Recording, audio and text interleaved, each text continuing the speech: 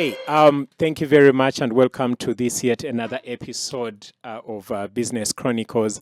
But today it's business unusual on Business Chronicles because it's not your typical business conversation. And I am blessed to host some two interesting gentlemen. I'll let them introduce themselves, even the topic, everything, because it's quite the unconventional business that we usually talk about on Business Chronicles. Blessed to host my friend David from way back. We've been through many things. He's many things. He's a DJ. He's a social protection expert.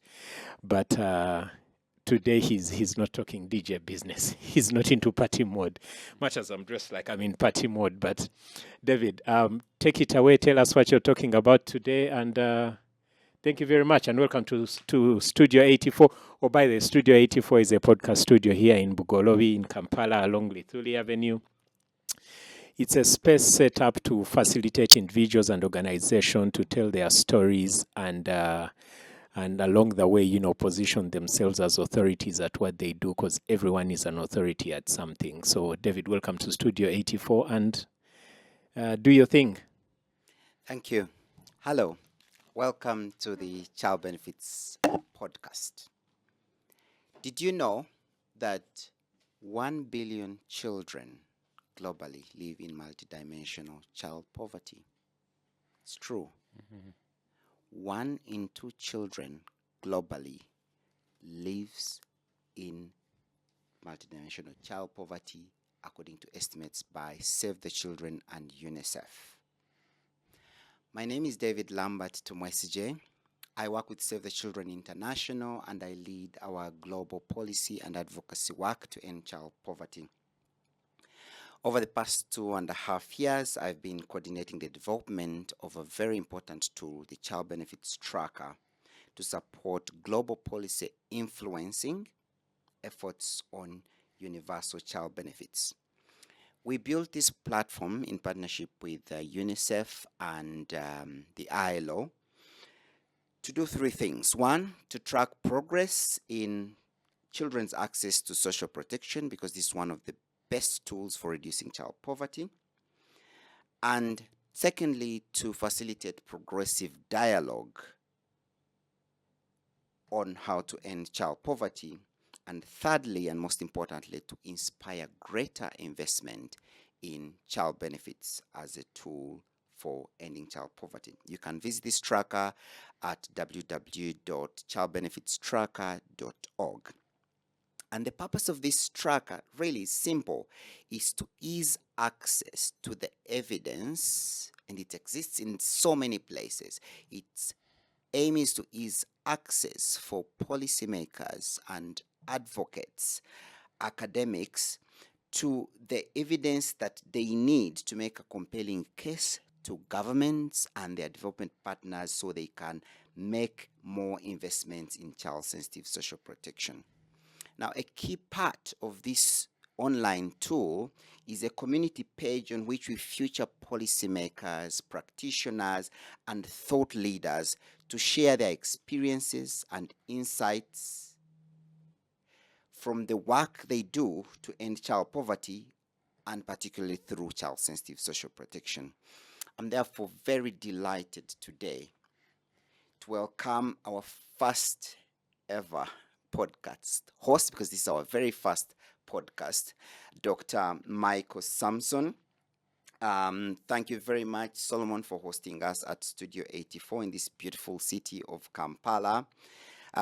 It's our very first episode of the Child Benefits podcast, and I'm delighted that Dr. Michael Samson, who is the Director of Research at the Economic Policy Research Institute based in Cape Town, South Africa, is here. He has spent a few decades generating evidence and supporting capacity development in social protection systems across the globe. And so we are really privileged to have Michael here. Welcome, Michael. Thank you, David, and thank you, Solomon.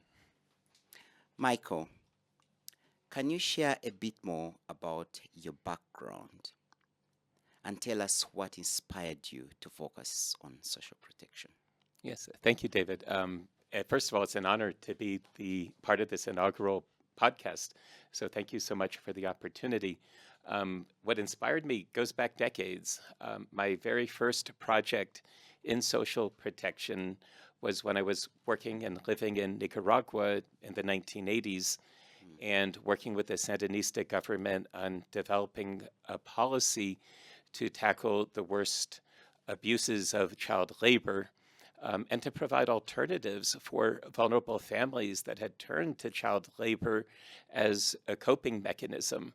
And the work in Nicaragua was some of the most constrained work. It was a country going through a post-revolutionary process, working against the opposition of international community that in some cases was hostile to their attempts to redistribute resources to the most vulnerable. And it became clear that some kind of this was even before we had the term social protection, by the way, some kind of social protection support was necessary to complement initiatives to tackle the scourge of child labor. A few years later, I was invited by the government of South Africa, well, actually by the ANC, as they were preparing to go into government in 1994, to train government economists in social and economic policy. And a number of economists started the Economic Policy Research Institute in 1994. And we struggled for a decade with a whole range of policies: labor policy, foreign exchange policy, education policy. And in the late 1990s, we started focusing at the invitation of labor union federation, COSATU, on the question of basic income and cash transfers more broadly. And then we were invited by the government of South Africa, by the Committee of Inquiry for Comprehensive Social Security, to research the feasibility of a more comprehensive social protection system. And that really initiated our work, and we began to specialize in this. It's really difficult to run a small research institute and do exchange rate policy and labor policy and monetary policy and education policy. Well, really impossible. And that invitation really initiated our specialization in the one domain of policy that South Africa does really, really well. South Africa's child support grant, South Africa's broader system of social grants have been the most effective policies the government has put in place, not just to tackle poverty and vulnerability, but to support livelihoods development and to build a foundation for pro-poor and inclusive economic growth. Wow, what a compelling story. But tell us a bit more. I'm really curious. At a personal level, how has this social protection system where you grew up impacted you or benefited you? Very quickly. Yeah, well, interestingly, in the earlier phase of EPRI's work, when we were trying to do everything, we really ran into an enormous incoherence. The world is too complicated to really tackle the biggest challenges in such a fragmented sort of way. And what our work in social protection did, starting in the late 1990s, was to give us a unifying frame. It gave my life a new mission. It gave my life a new purpose, because understanding the potential, and I'm going to talk more about this as we get into the discussion, understanding the potential of social protection to strengthen not just equitable economic growth, but also sustainable and inclusive prosperity has changed the way I think about policy. It is not just about child benefits, although that is probably the single most important core benefit at the heart of a social protection system. But it leverages and builds bridges to so many developmental sectors, to health, to education, to livelihoods, and to so many other dimensions. So it creates a coherence that enables you to think about solutions to some of the most pressing problems the world faces today. Conflict that we see growing in so many countries, and climate change, which is contributing to so many increasing vulnerability for so many. So social protection has really given me a new way of thinking about what's important in the work I do. Amazing. At EPRI, you spend a lot of time conducting evaluations in different countries and building capacity for social protection systems.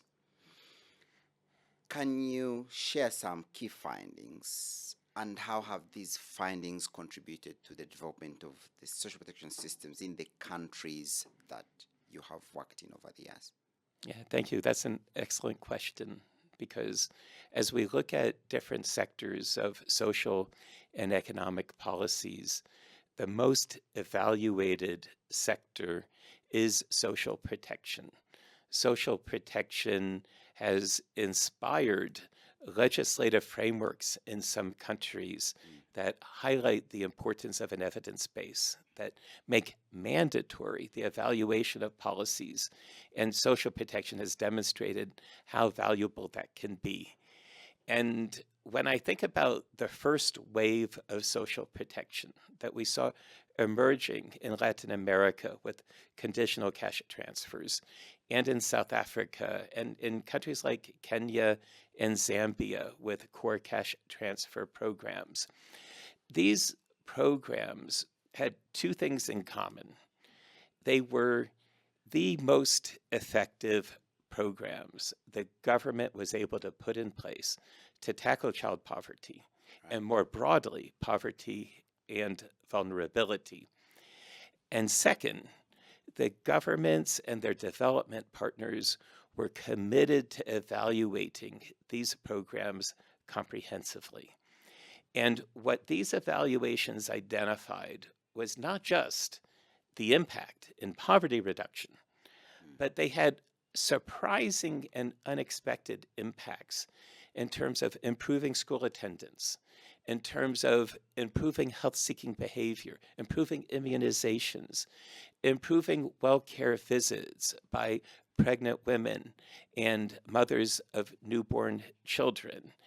And these impacts had long-lasting impacts. A South Africa impact evaluation showed that the investments in the first 2 years of life through a child support grant showed up 10 years later as reduced stunting and improved cognitive development, and showed up even further another 5 to 6 years later in terms of adolescent behaviors, adolescents who were making better choices, less likely to contract HIV and AIDS, more likely to stay in school, more likely to graduate from school. And so this complex challenge of improving adolescent development started from these investments in early childhood.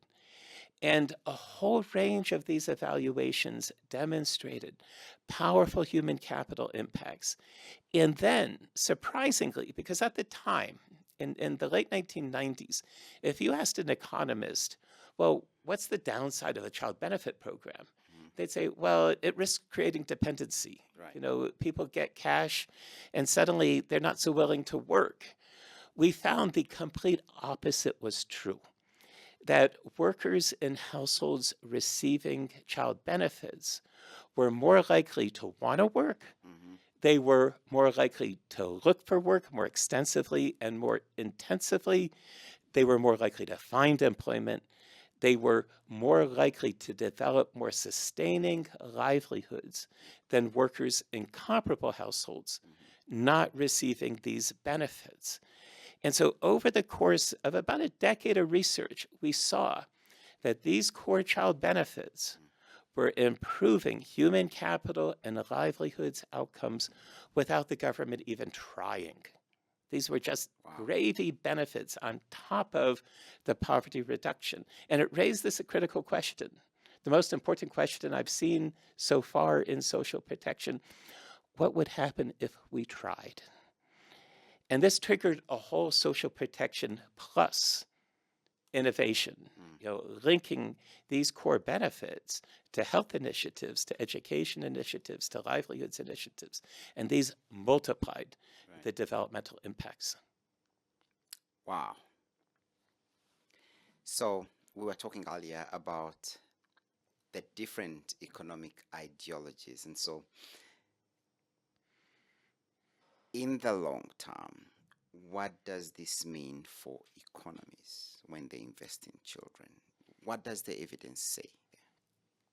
So since this second wave of social protection programming emerged, Yes. somewhere around 2010, 2012, where organizations like the World Food Program, Save the Children, UNICEF, and development partners working with government began to develop more integrated child benefit programs, not just cash transfers, but cash transfers linked to first 1,000-day investments, to child protection, to eliminate toxic stress, to nutrition, comprehensive nutrition interventions. What we've seen in the most successful countries are sustained improvements in nutritional outcomes. And this is foundational. It's not just about a better fed and better nourished child. It's about an investment that generates the most powerful economic returns any government or any partner can generate. Because How so? Because when you invest in early childhood, you're investing in young children's brains. And 50 years ago, that might not have been as economically important. 50 years ago, the wealth of nations was largely determined by channeling unskilled labor from the agricultural sectors in China, in Thailand, in Malaysia, the East Asian tigers, the economic growth miracles came about by channeling labor from agriculture to manufacturing. And that's mostly a physical activity. Manufacturing is a lot of physical work. And this process generated the most massive wealth creation the world has ever seen. But today it's different. Today, a college dropout taps on a keyboard and creates an internet company that grows to a market capitalization of hundreds of billions of dollars. That's a college dropout. Where did that college dropout get the skills necessary to start such a valuable company? Right from in here, right from the brain. And not what that college dropout learned in high school, and certainly not what that college dropout learned dropping out of college, but going back to the very early days when that child's brain was developing and learning the kinds of skills and acquiring the kinds of abilities that we call cognitive capital. And those skills, they cannot be manufactured, they cannot be trained, they can only be carefully cultivated with the care and the nutrition and the resources and the protection a child gets in the first few years of life. And these are the resources that integrated social protection supports. And it creates the kind of knowledge, the kind of ability, the cognitive capital that enables that child to grow into an adult who can benefit from the wealth creation opportunities of the 21st century, which are mostly knowledge capital. And those returns are as high as 18 to 1. A dollar invested or a shilling invested in early childhood will reap benefits 18-fold in terms of future economic growth, and there is no other investment that generates higher returns. By building the kind of labor force that can seize the knowledge opportunities of the 21st century. Say that number again. 18 to 1. The International Food Policy Research Institute has rigorously calculated the returns to early childhood investments through things like child benefit programs. And so $100 invested yields $1,800 in future economic returns to a nation. There is, a few decades from now, economists at the World Bank and the IMF are going to be sitting around their laptops or whatever has replaced laptops 2 or 3 decades from now.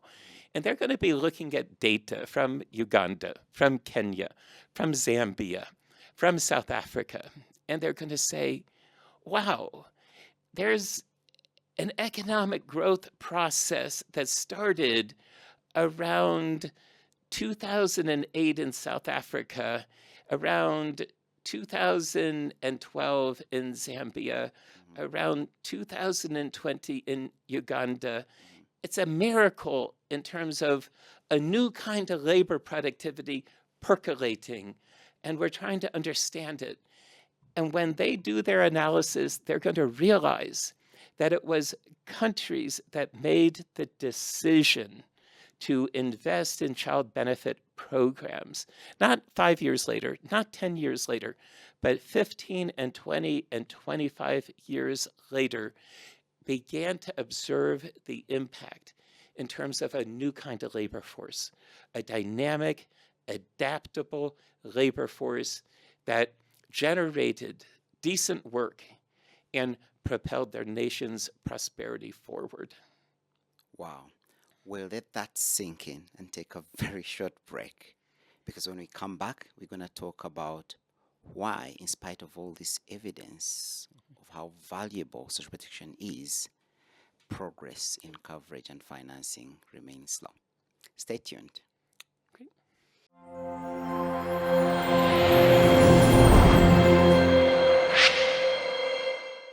Welcome back to the Child Benefits Podcast. So, Michael, when we took that break, you just outlined the virtuous benefits of investing in social protection programs and child benefits in particular, the economic imperative for these kinds of investments. But I've also seen the 2024 World Social Protection Report estimates that less than a third of the world population is covered by any child or family benefits. It's much lower in sub-Saharan Africa, where I believe it's needed most. 1/5 of the population of children receives any child or family benefits. Can you help us understand why progress has been so slow? What are those main barriers to expanding coverage of child-sensitive or social protection in general?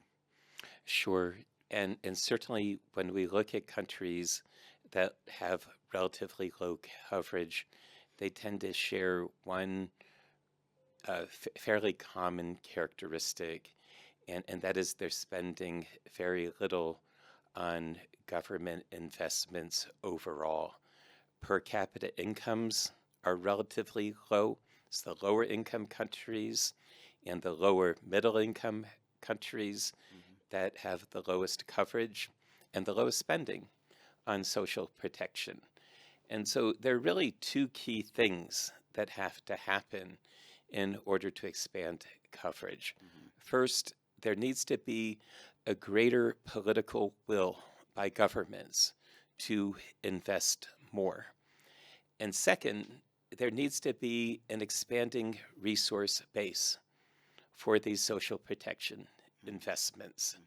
Now, historically, development partners like the Swedish International Development Cooperation Agency or the UK's FCDO or the European Union, these have been big investors in social protection. But much of that funding in recent years has become more constrained. And so as countries recover from their COVID policy responses, they're facing greater resource constraints. And so to tackle the first challenge, to build that political will, there needs to be not better evidence, because there's an overwhelming and convincing evidence. James Heckman, a Nobel Prize winner, has produced some of the most robust and credible evidence on how important these child benefit programs are for long-term economic growth, which is what the key decision makers care most about. And other organizations like the International Food Policy Research Institute and our Economic Policy Research Institute and Save the Children. You know the evidence base and the evidence you spoke about earlier. Indeed. These are valuable resources that exist already. But it's a matter of getting this evidence to inform political decision making.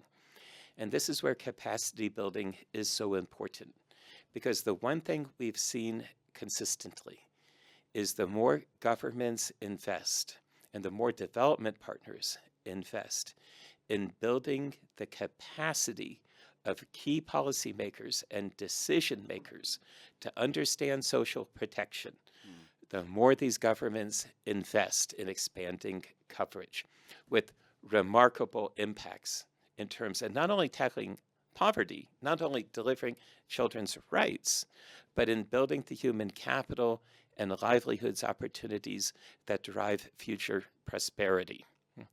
But there is a new dimension here that is emerging, what we call the third wave of social protection. You know, even with all this evidence about how important social protection is for building human capital, the response we hear from some government officials is, when we invest in human capital, we just frustrate youth's aspirations because we're enabling them to seek better opportunities. We're expanding their skill base and their capabilities, but our economies can't produce jobs. And so we're just driving international migration through these investments because we don't have the jobs at home to meet their expectations. Two things are changing that today and driving this third wave of social protection, these more integrated and comprehensive development strategies. One came from COVID. COVID taught us that the most important resource in responding to a crisis is technology. How did we work? How do you work? How do I work? It's incredible, isn't it? Zoom. How are we communicating with people in this Absolutely. webinar? The remote technologies enable people to work from anywhere. They enable children to go to school even when schools are shut down. They enable people to access telehealth from anywhere, e-commerce. Technology is changing the way the whole world operates. What does that mean for Uganda? What does that mean for Nepal? What does that mean for Papua New Guinea? It's an interesting story. If you look at the news a year ago, the president of one of the world's richest investment banks, Morgan Stanley, had a press conference to announce to his employees that your work from home opportunities are over. That era has ended. If you don't make the decision to go back to work, you're making a career limiting decision. That announcement did not go over very well because people like working from anywhere. And just about 4 months ago, he had a second press conference where his tone was very different. He said, you know, if my investment bankers come back into the office 2 or 3 days a week, that would be really good. It's like the work from anywhere trend is not going away. Yes. But that involves a really important change in the way the global labor market works.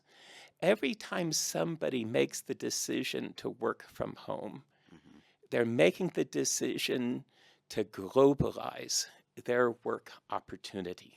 Right. Which means workers in Kathmandu, workers in Kampala, workers in La Paz can compete for the same jobs that people have in Silicon Valley or in Singapore. And that's a whole new opportunity for human capital investments. Historically, when governments invested in human capital, they gave the people who were developing this human capital a Hobson's choice, a terrible choice, because often these economies did not offer attractive opportunities for the workers. And so workers would have to say, now that I have all these skills, do I migrate to the United States in order to maximize the returns to my human capital? Or do I stay here at home in my community with my family and maximize the returns to my social capital? Right. And these are two vital forms of capital for livelihoods development, social and human, and they're put at odds with each other. Trade off your social capital and get your returns to human capital, or not get the pay that your human capital deserves, but you maintain your family contacts and support your community. This new way of working that COVID accelerated now gives workers in Kampala and Kathmandu and La Paz and in every remote economy all around the world the opportunity to maximize the returns to their human capital, because they are able to engage in this new way of working, remote work, while still contributing to their communities, to their families, to their nation, and maximizing social capital. Now, this change has not yet worked its way through the economy. It is only beginning. It's probably only a decade from now that we're going to see the transformational impact.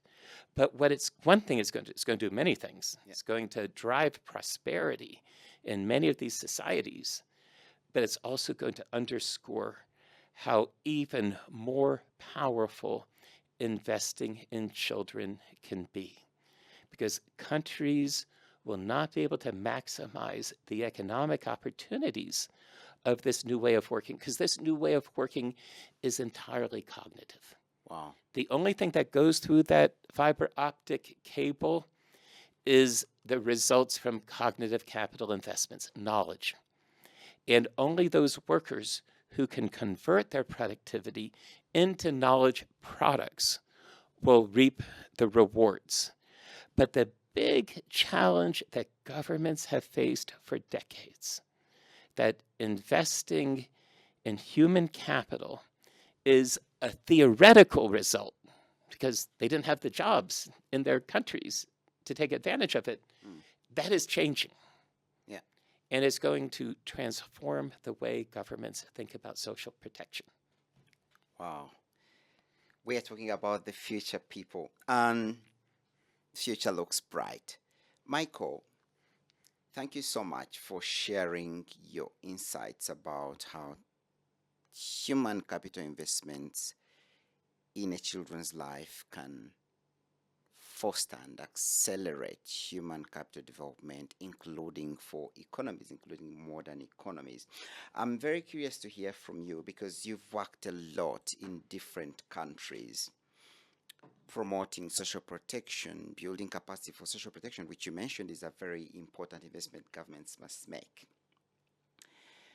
In your experiences, what strategies have you seen to accelerate greater progress in social protection systems development? And can you share some examples of best practices that have positively impacted children, and we can say that these are the countries in future that will reap the benefits of technology today? Sure. And there's a simple answer to that question, and there's a more complex answer. And the simple answer is right in the title of this podcast, child benefits. The first wave of social protection was about just giving money to those who needed it in order to support their basic needs. And we saw that initially in South Africa with the Child Support Grant. We saw it in Kenya with the OVC cash transfer program, supported initially by the Swedish International Development Cooperation Agency, working with the government of Kenya and UNICEF.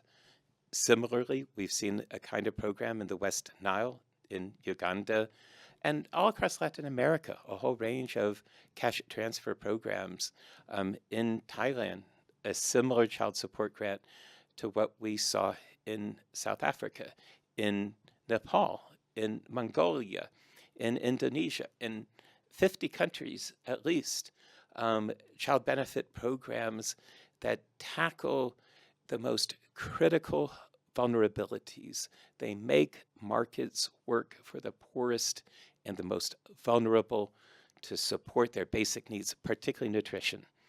And this is a simple thing to do. Putting in place a child benefit program as a core social protection benefit is now a well understood technology all around the world. And the fact that if that's all you do, you're going to reap enormous benefits, returns many, many times over in terms of the investment, in terms of tackling child poverty and improving long-term economic growth. But there's also a more complicated answer. Yes. And that is, if you really want to reap the greatest possible dividends, you have to get ministries to work together to coordinate that child benefit program with health insurance initiatives, with education initiatives, with other nutrition programs, with livelihoods opportunities. And that means building a coordination apparatus within government. When we first started talking about this, the response we often heard, for example, when we did a training for the European Union, one official says, "Oh, you're living in fantasy land, thinking ministries will work together." When we did a presentation to the finance ministry in South Africa, one of the key officials said, "Don't talk to me about ministries working together. It will never happen." But when these organizations looked at what happened when ministries did work together, how the developmental synergies were many, many times the impacts of just the cash transfer program, or just the education program, or just the health program working on its own, where in fact the intersectoral synergies were more powerful than the own effects of the individual investments themselves, they began to change their minds. And we began to see in countries like Kenya, the evolution of a social protection secretariat to coordinate. We saw in Indonesia, Bapenas, seizing the mandate for coordinating social protection as a planning function. In so many countries, we saw planning ministries taking greater responsibility for coordinating and building bridges across sectors. And we saw, as a result of these kinds of investments, far greater developmental impacts. Wow. What's the greatest lesson you've learned about those countries that have made progress in these child-sensitive social protection investments? Is there a specific country you think has excelled, and what can other countries learn from it? That's a really good question. I think, well, I just came from a meeting here in Uganda, Right. and I've been really impressed with how the government of Uganda, just over the past few years, have expanded their commitments to social protection, building a community of practice to learn more and to share their lessons. And across Africa, I see a number of countries really expanding their commitment coming out of COVID to building a more effective social protection system.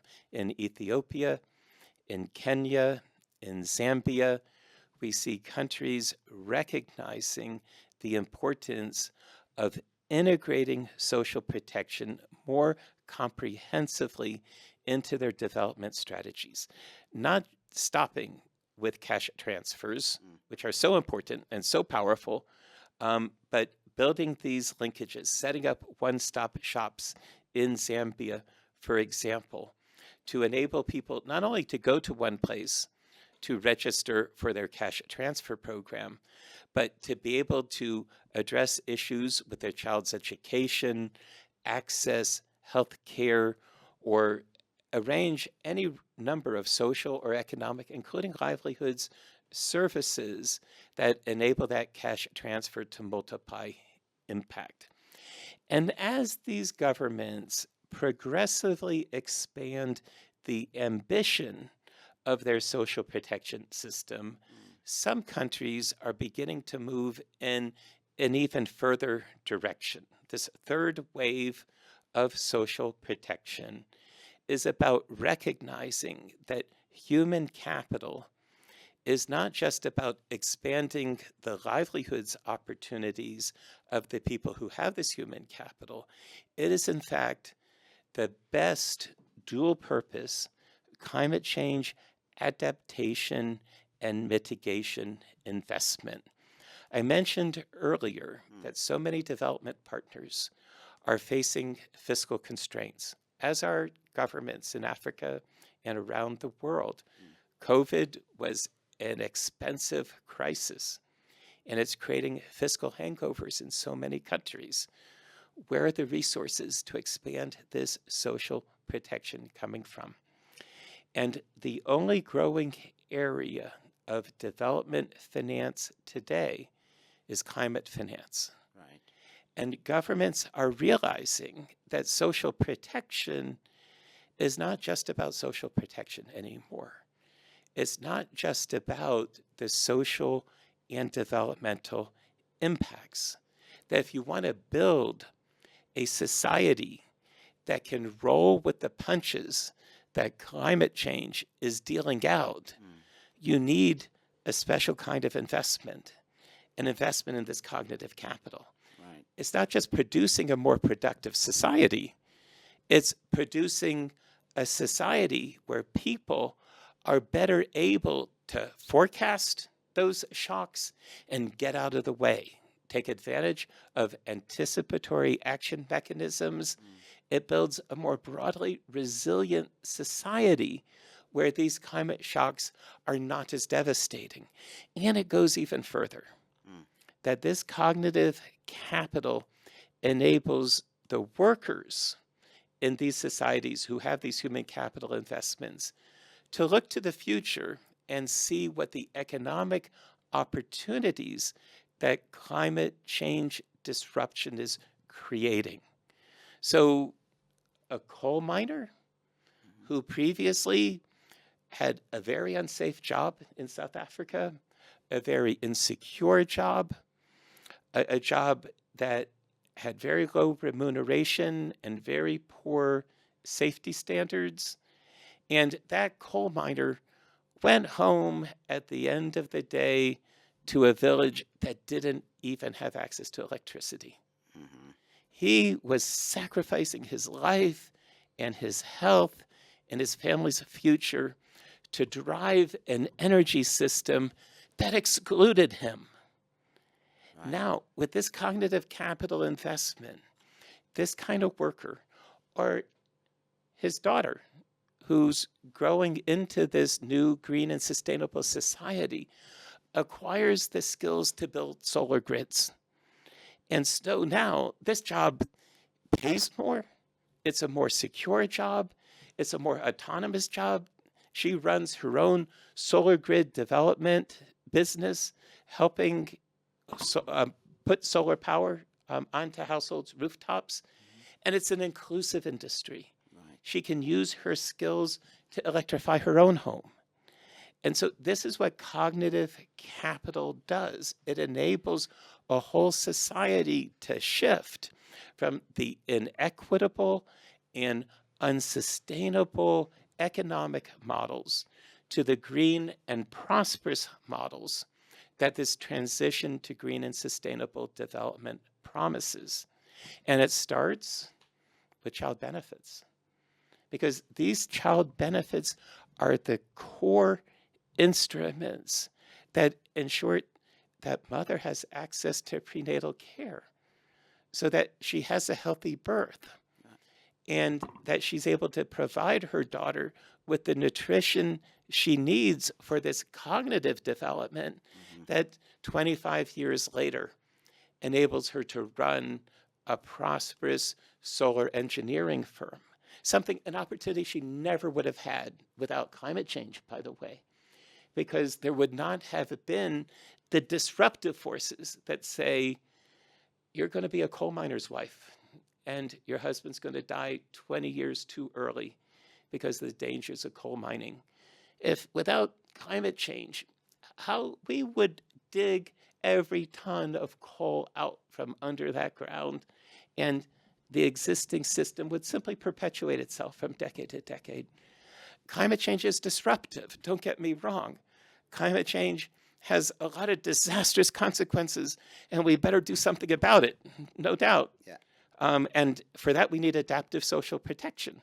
We need social protection that enables societies to better roll with these punches. But social protection on its own will never be sufficient. We need social protection aligned through these child benefits and through complementary programs to the cognitive development that creates a more adaptive, more resourceful, more resilient population, and a labor force that can seize these new economic opportunities that, as disruptive as they are, can promise a new, equitable, and sustainable and prosperous society. Wow, thank you so much, Michael. I mean, we could have paid money to get this basic economics lesson about the future. Always happy to of give it for life free. on planet Earth. Thank you very much. I would like to turn the conversation now to the work you do on capacity building for social protection as we wind down. I know you've spent a lot of time training government officials and forming partners at your course in Cape Town and in Chiang Mai. Are there any specific success stories or outcomes from these social protection training programs you would like to share with us? And, what are your future goals for social protection development? Because you did mention that governments need to invest in social protection capacity building. So, very quickly, how can the work you've done inspire? What is it that we really need to look forward to in terms of capacity building by April? Sure. Well, we've been running capacity building programs ever since we started as an organization. Our first capacity building program was for 30 ANC economists who were coming out of the struggle in 1994. It was right before the election and right after the election. And I would say it was the best course I've ever been part of.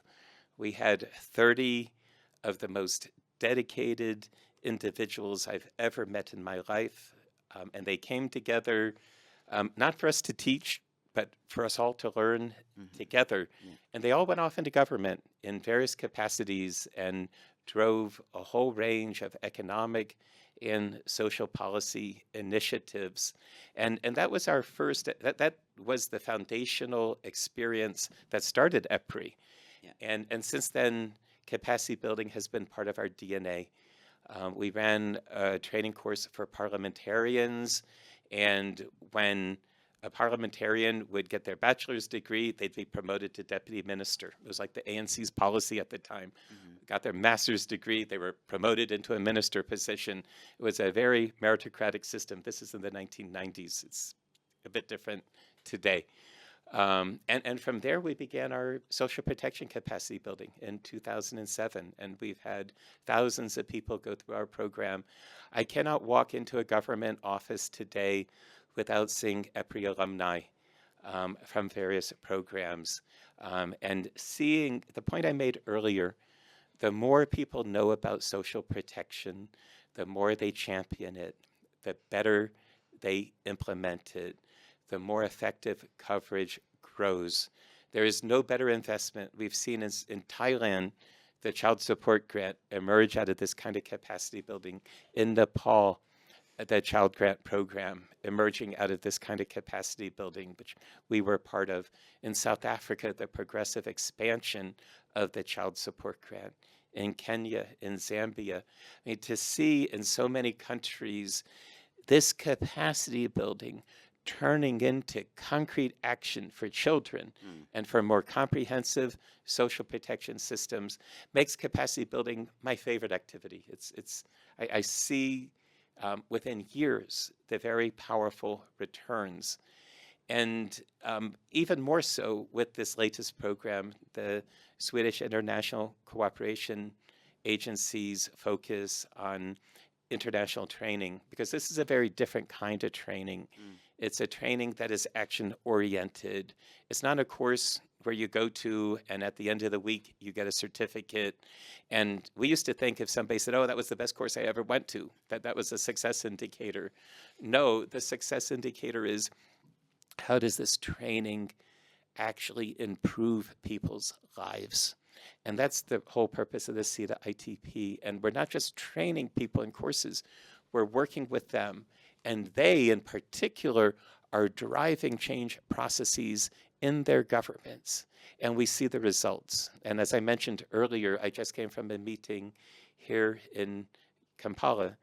And I am so impressed with how this team that has worked, 5 years later, they're still working to advance these objectives and succeeding so amazingly. And I've never seen a training program work better than what the ITP team here in Uganda has done. It's a remarkable success. Oh, congratulations. So, as we close, what are your future goals for social protection capacity development as EPRI? And if you were to start all over again on this social protection systems development, capacity development journey, what would you do differently? Yeah, I would definitely do things differently. I used to think that capacity building took place in a classroom or in a conference room. And as I mentioned, that the big success indicator was to see, all fives on the evaluation form. Oh, truly exceptional. Oh, totally exceeds my expectations. That I was satisfied to get the response from students that this was the best course they'd ever taken. I thought that was good. I realize now that's almost meaningless. If people walk out of a course content and complacent, it's a failure. The real success is seeing this training actually expand social protection coverage. It's seeing this training build bridges to other sectors. It's seeing this training turn up in a climate change adaptation and mitigation strategy that builds a better society. And that can't happen with the handing over of a certificate. If I had to start over again, I wouldn't build a model, which EPRI still has, although we've been moving far out of this model of saying, here's a one-week training course, and at the end of the week you get a certificate. No, what our direction is now, what we're working on now, and what I should have started with 30 years ago is a process of sustained engagement, of continuous learning, driven by the learners who really are the experts and who really know what they need to do. And that the success criteria of capacity building is that we can actually see the improvements in people's lives as a result of that training. And that's what the CETA ITP aims to do. And increasingly, that's how we are restructuring all of our capacity building programs. Well, thank you very much. And congratulations upon a new model of training. Thank you very much for sharing your insights, Michael, Samson. Everybody, thank you very much for taking the time to listen to our Child Benefits podcast. Stay tuned. We'll be hosting more exciting conversations such as this. Until next time, goodbye. Thank you, David. Thank you, Solomon. It's been an honor.